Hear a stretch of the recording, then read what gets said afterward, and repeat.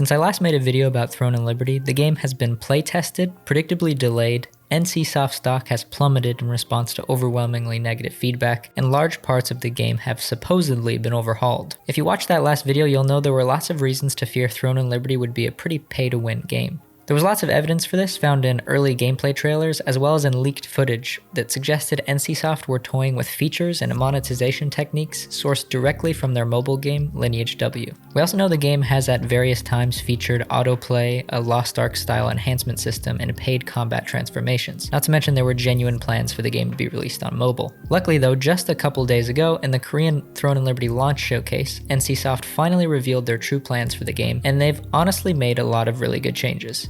They officially confirmed that they've removed auto-hunting from the game, decreased the time it takes to level up, revealed that their safe enchant system is cumulative, meaning there can be no failed enchants, and also features the ability to transfer enchants between weapons of the same grade. And most importantly, they've reworked the combat to be much less static than it was in the playtests, which was probably the single biggest problem people had with the game. Oh yeah, they also scrapped the mobile release. All really good stuff, right? Unfortunately, there was one really big red flag in this presentation, and yes, it has to do with the business model.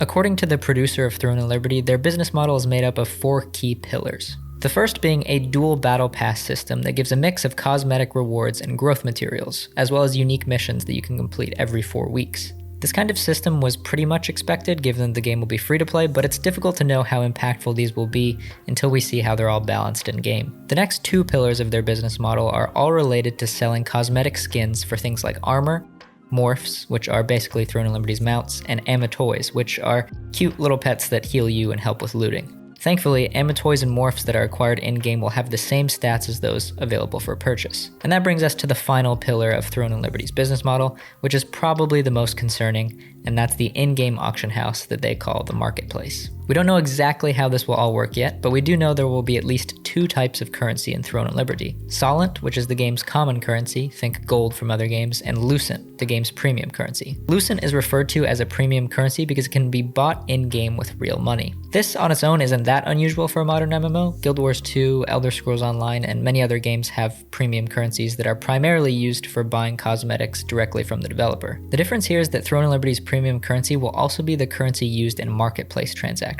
Meaning if you want to buy an item from another player, you must use the premium currency Lucent. There is no other method of player trading that we know of. Theoretically, even if you want to buy a super basic item like a one-time consumable, you will have to use the paid currency still. Like I mentioned before, Lucent will likely primarily be acquired by purchasing it directly from NCSoft, or as a reward from purchasing one of the battle passes. However, it will probably still be earnable for free-to-play players if you can acquire items to sell on the auction house. This could be a way of getting around spending real money if you're determined to play for free, but it will probably involve a lot more time investment to collect items to sell in order to build up enough Lucent. With that said, this is without a doubt a textbook pay-to-win system. I don't think there can be really any argument about it. We know this game has been in development for ages and there is serious pressure for the game to make money, and NCSoft have investors to keep happy. Whether this will be a game-breaking feature or just a minor inconvenience will depend on how much of a gear treadmill the game has at launch and how item drops are balanced across the game.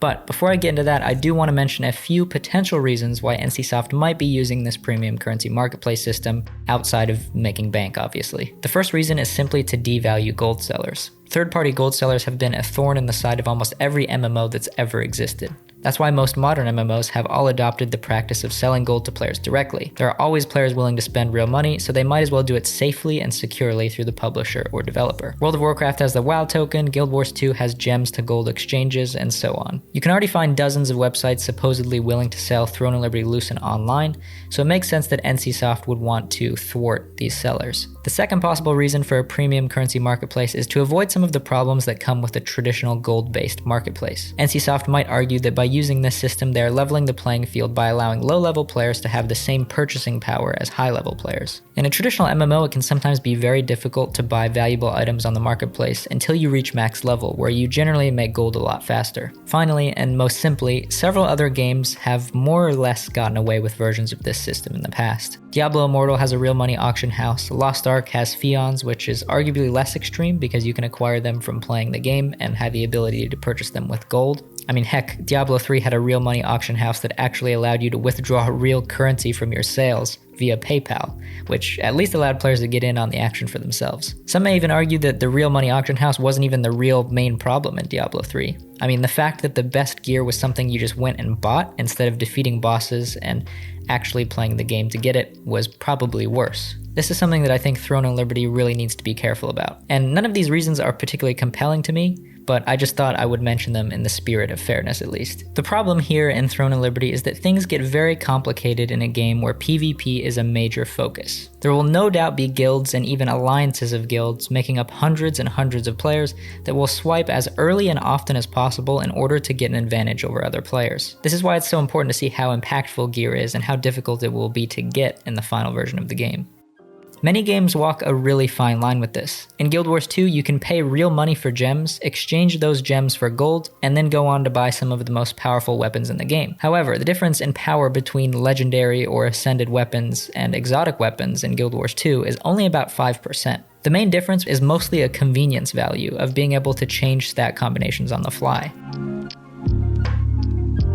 The other thing about Guild Wars 2 is that gear never really becomes irrelevant. An exotic set from launch will be just as powerful today as it was then. In a PvP-focused game that has PvP enabled in some of its world bosses and even some of its dungeons, these gear differences could be really important if they're substantial. If encounters just come down to who has more best-in-slot and fully upgraded items, and those items are extremely difficult to get your hands on, then this will drive players to just spend real money to avoid being owned every time they engage in PvP. I also feel like I need to clarify that gear increasing your power level isn't necessarily the problem here. Many players really enjoy the vertical progression that gear can provide, but it just shouldn't be undermined by a premium currency marketplace. We also know that guilds will be a really big focus of Throne and Liberty's endgame content. The launch showcase teased a variety of events you can participate in. One of the main standouts that many have been excited about are the siege battles, where guilds will fight over control of various castles dotted around the game world. Guilds that are successful in capturing these castles unlock tax delivery missions, where players will have to safely transport taxes from villages now under their control. However, the big key here is that these deliveries can be ambushed and stolen by enemy guilds, so having a guild big enough and well geared enough to defend not only these castles, but these tax caravans will be really important. For me, this is Throne and Liberty's real blockbuster feature that I imagine will draw lots of players to the game. There are also several server-wide PvPvE open world raids that allow guilds to fight one another while also trying to take down these mega bosses, with the rewards from successfully completing these encounters sellable on the marketplace. Just a really quick note here, they did recently release a blog post stating that they will also now provide PvE-only versions of these bosses in response to, I guess, some sort of player feedback. I think all of these are really cool concepts, and I don't necessarily see a problem with guilds competing against one another for valuable rewards and advantages. I mean, this is the type of gameplay that many MMOs are lacking, and it's a fantastic way to encourage community interaction. It's also great to see a game focus on PvP when so many other modern MMOs like Guild Wars 2 and New World leave it on the back burner despite being so well suited to it. But when this PvPvE style content is all sitting on a system that's fueled by a premium currency marketplace, it, like any gear progression, just feels a little bit fragile. However, there's one more form of guild content that I haven't mentioned yet that could potentially help level the playing field. In the launch showcase, they talked about how as your guild progresses, content that fosters group and individual player growth will be unlocked. It looks like this content could include growth materials and weapon drops, as well as the ability to participate in guild raids. Guild raids look to be private instance boss encounters, very much like traditional MMO raids, only available to members of your guild, and seem to be designed as an alternative to competitive PvPvE bosses in the open world. The game director said in one of the Q&As that the rewards from these raid bosses are going to be identical to the open world ones, but will be a little bit more challenging to take down.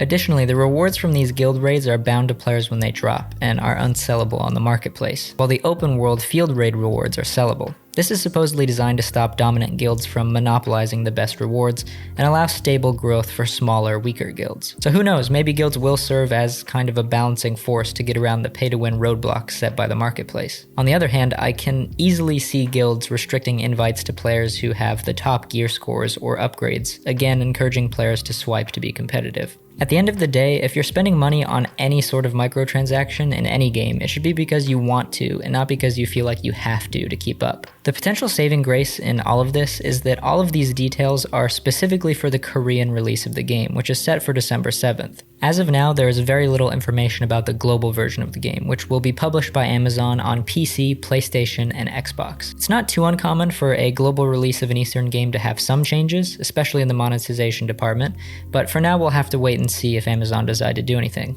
It's likely we're going to see a global beta test in the not too distant future, but you'd think a global release date will be very much dependent on how much Amazon plans to change. Personally, I wouldn't hold my breath over substantial changes at this point because we know that NCSoft in the past have repeatedly shown a willingness to profit off the competitiveness of their player base. That said, I'm still hoping to see the Warden system scrapped, but that's probably a topic for another video. To be fair to NCSoft, they have been weirdly responsive to feedback since the last beta tests. I mean, getting them to scrap a mobile release is pretty wild, considering how much money those things make. The reason I keep getting drawn back into making videos about this game is because there is genuine potential for this to be a really good game if NCSoft can just for once play their cards right. It's one of the most interesting MMOs that's actually going to be coming out sometime in the near future. For now though, my expectations for Throne and Liberty are pretty shallow. I'm basically just looking to have a good time, hopefully participate in some awesome large-scale open-world PvP, but I'm not expecting a perfect game, and I'm certainly not too committed to the game's long-term future just yet, despite there already being some pretty cool post-launch content planned.